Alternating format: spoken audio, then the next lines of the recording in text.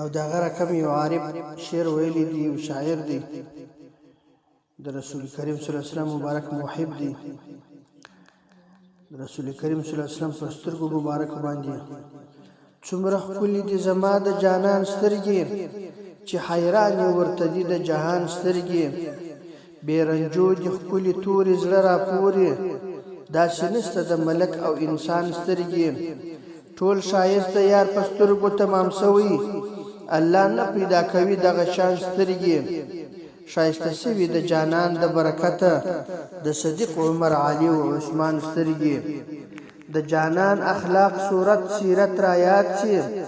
چې مې ولګي کوم وخت په قرآن سترګې بیا به نه وایي غمجن ځان ته په ژوند کې که مړې شوې په دیدن د زمان سترګې که مړې شوې په دیدن د زمان سترګې